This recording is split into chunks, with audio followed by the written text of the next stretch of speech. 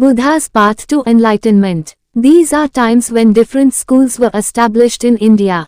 At one point there were over 1800 different ways of doing things, 1800 different varieties of yoga.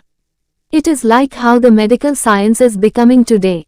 25 years ago, if you wanted a medical checkup, all you needed was your family doctor.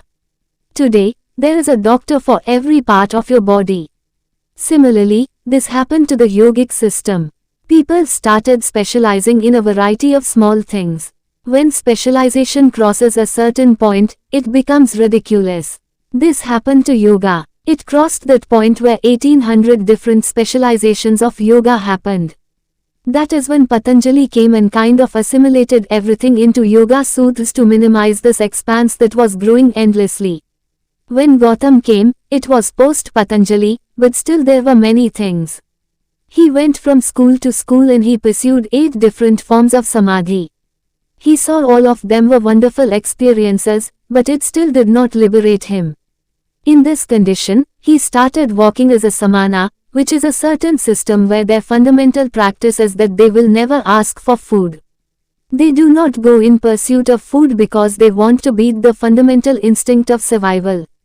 Samanas used to just walk, never asking for food. But the culture was sensitive. If they saw a spiritual person walking, people would cook at home and run behind him and serve him wherever he was because they knew that he will not ask for food. If you become a samana today, you will walk yourself to death.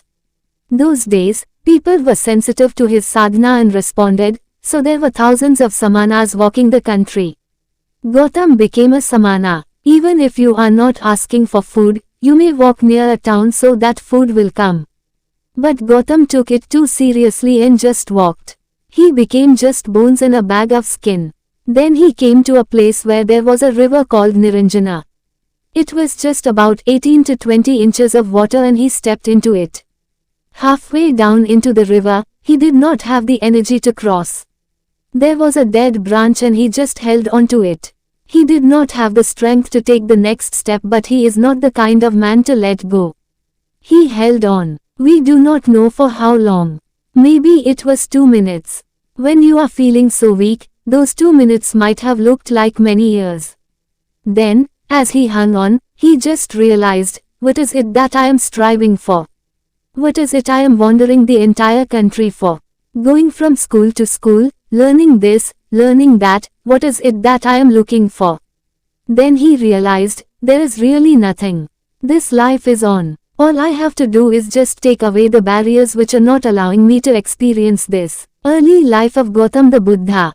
Sadhguru Wisdom article. Early life of Buddha. Gautama was a prince of a small princely state. When he was born, some yogi predicted that he will either become a great emperor or a great sage. When he made this prediction, Gautama's father got a little excited. He did not want him to become a great sage. He wanted him to become a great emperor. He thought that by being exposed to some suffering or misery, he may turn into a sage. So he kept him in utter pleasure, the best of food, clothes and pleasures. When he was 19 years of age, his father got him married to a very pretty young woman, kept him in a palace which was secluded from the rest of the society, where he lived in pleasure and was never exposed to any kind of suffering. One day, Gautama thought that he will just take a drive through the town, so he asked his charioteer to take him across. As he was going, he saw a man who was old. He had never seen an old man in his life. His father had protected him from all this. He said, "What happened to him?" The charioteer said, "Oh, he is just an old man." "How does it happen?" he asked. He said, "Everyone gets old someday." He looked at himself. He was a nice youth. "What, me also?" he said. "Yes, everyone gets old. If they live long enough, they get old." This was a realization for him that, I will become like this. Then he saw a man lying on the street who was ill with something, not able to get up and in great suffering. He said, "Stop. What is this guy? What's he doing?" He said, "Oh, he is sick, unfortunately." "What does that mean?" He said, "The body, sometimes it gets sick. It can happen to just anyone.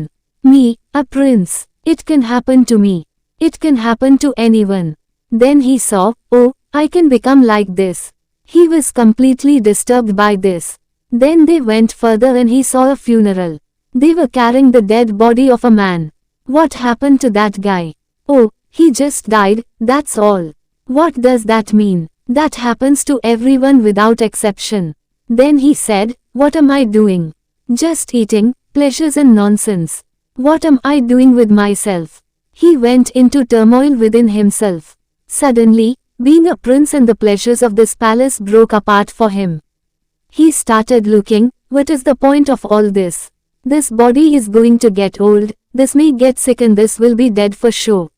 Why am I investing my entire life in this?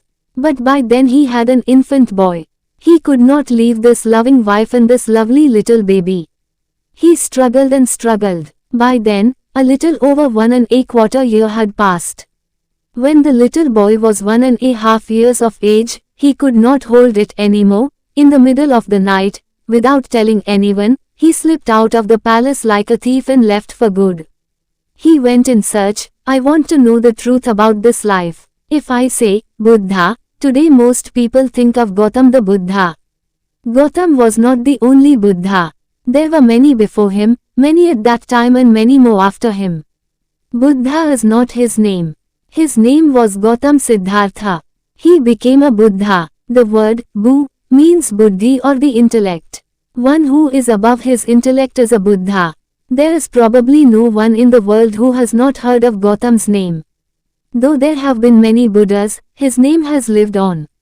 He has been one of the greatest spiritual waves and probably the most successful spiritual teacher on the planet. In his own lifetime, he had 40,000 monks and this army of monks went out to bring a spiritual wave. He did not do anything very new as such, but he offered spirituality to the society in the way that it works. Till then, spiritual process was offered only in Sanskrit language in that part of the world and Sanskrit was available only to a certain community of people. Others were barred from learning it because this language was seen as the key to the divine. For the first time, Gautama spoke in Pali, which was the common language of the day. He opened up the floodgates of spirituality for all kinds of people.